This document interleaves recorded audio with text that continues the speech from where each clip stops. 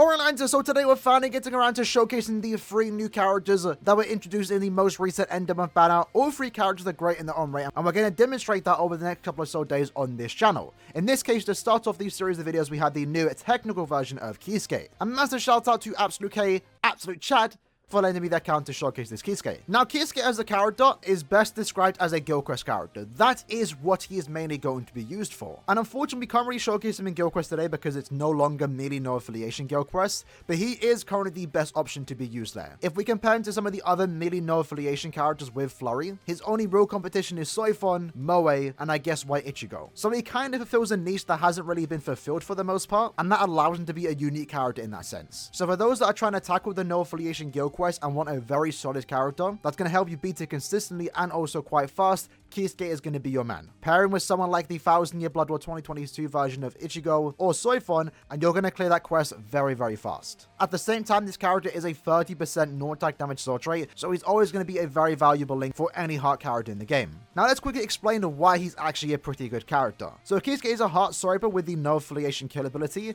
Looking at the skills this character does have, what you will notice here is that he has a very high normal attack damage output, essentially having a 70% non-attack damage increase with Flurry +1, an extra 20% non-attack damage increase, and this one actually goes out for your entire team. So if you are in a team or a party with this KISUKE and you're a heart character, well, your non-attack damage is now getting increased by 20%. And then on top of that, this character does 10% more melee damage, 30% in Guild Quests, and also has an extra 30% killer effect, which is increased to 50% in Guild Quests. So as already mentioned, when it comes to the melee no affiliation Guild Quest, he is the hardest hitting non-attack damage character that you can use for that particular quest. And that's not all, because he can also increase the amount of damage your team does, because he also does have a debuff SA2 that is lowering the enemy's attack, defense, and focus by 33%. And with Marauder and Long Reach, this character can basically be used in normal PV content, since he does have guard break, he goes through distances. Overall, this character has a lot of usability.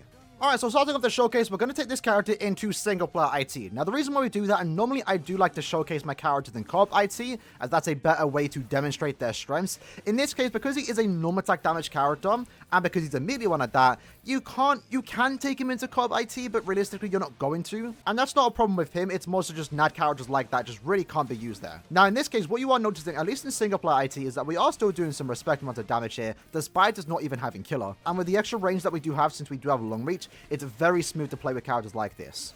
We've seen that a few times with many characters released in the past, where finally, after a while of them not getting it, NAD characters are finally getting long reach with, good amount of damage output. And also guard break, of course. And that basically allows us to go just straight through this quest, like very smoothly, very fast, and we didn't even need to use our debuff attack. Just to demonstrate it though, if we do one NAD string right there, that did a lot of damage to him. We use our SA2, and look at that, 44k on a NAD string, which is one hit. That's actually quite good, without even killer.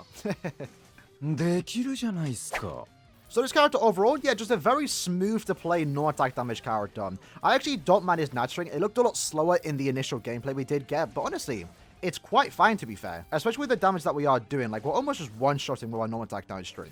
Imagine we did have killer, it'd be even more insane. Again, just to test the damage, if we use our NAD string, we're hitting for around 10k or 9.8k, and then another hit, we're doing 12k. So it looks like when the debuff is active, we're doing around 3,000 more damage, which is actually quite nice. The debuff attack itself is actually quite good, but again, unlike the boost, unfortunately, it only affects one wave of enemies. But I guess it's not really that big of a deal, especially when it comes to the heart attribute. We have access to a lot of really good heart characters that are non-attack damage focused, and they all have boosts. I mean, we recently just got Shinji, who is almost the exact same character as this KISUKE, for example. So while it's true that the debuff attack is less valuable than a boost, we already have a lot of boost characters, and of course, I'd like to get more, but I don't mind kind of giving more characters the debuff attack, especially in the year 2022. I think we received 3 characters thus far, so I guess we're seeing more debuff mechanics coming back into the game, which I think is good. I do like the idea of it. I still use someone like Askin in Brave Battles for the sole purpose of having a debuff attack. And we already have access to someone like Soifon in Guild Quest for the melee no affiliation week, so with the debuff attack, he's not really competing with her. Instead, he's more so going to actually play with her. And that was a very smooth usage of our NAD string right there. And there we go, just breezing through IT, 49 seconds for a non-attack damage character. That's actually quite good, considering that he does need to have killer. But one of the best ways to actually demonstrate the strengths of this KISUKE is actually showcasing him in the current epic raid where we're going against YHWACH. And the reason for that is because he is a bonus character with killer effect. And as we did say at the start of the video, this character does more damage when you have killer. And what we're seeing here, with the debuff attack off, we're doing around 111k per hit. That's absolutely crazy. Keep in mind, this boss itself does have, what, 50 million HP? So this damage output that we are doing is actually quite impressive. Now, what we need to do is here is use our Night String, get out of it, very easily done. As long as we take no damage here, we're going to be doing a lot of damage overall.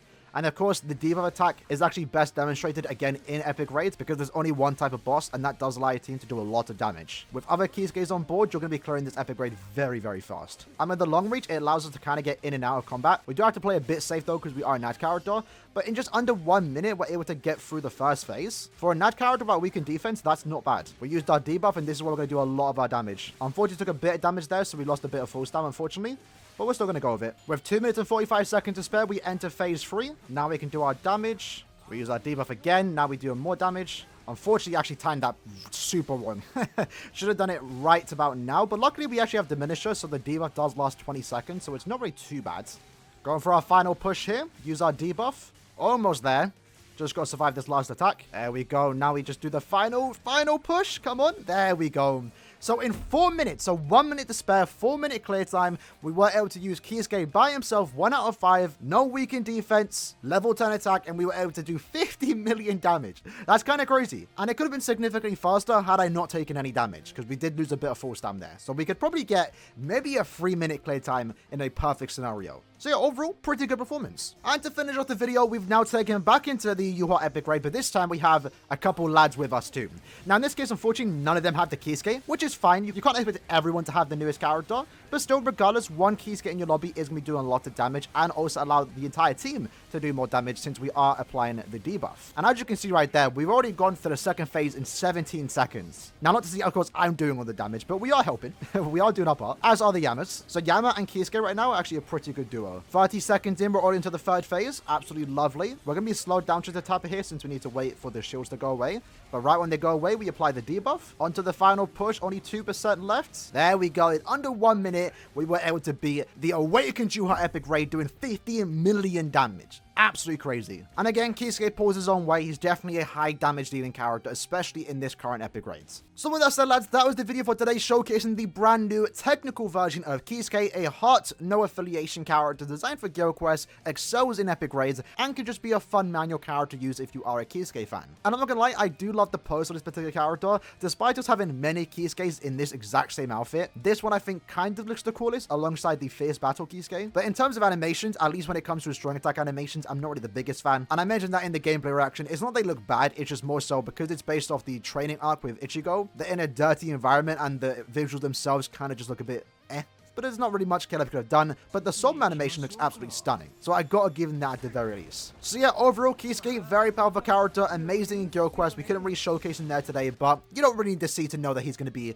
literally the best character to use there. Gonna do a lot of damage, gonna be great for the next month in epic raids, and again, you can just casually use him in a lot of different content, and also a very powerful link. So good addition to the game in my opinion. And with that said, hope you guys did enjoy the video. Again, massive shout out to Absolute K for letting me their account to showcase today, and I'll see you lads next time. Take care and peace.